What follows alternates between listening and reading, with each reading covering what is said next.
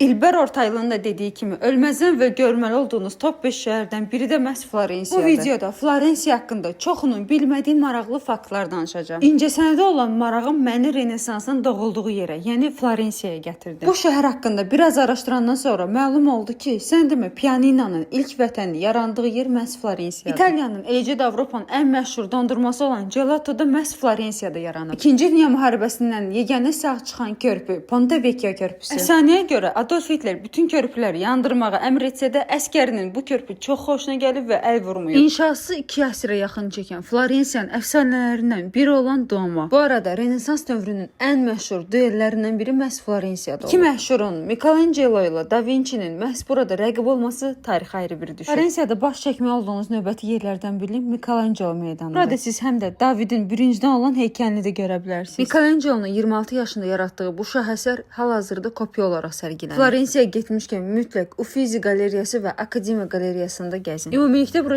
çox romantik və gözəldir. Mən sırf bu şəhərə yenidən qayıdacağam. Və siz necə Florensiya haqqında bu məlumatları bilirdiniz?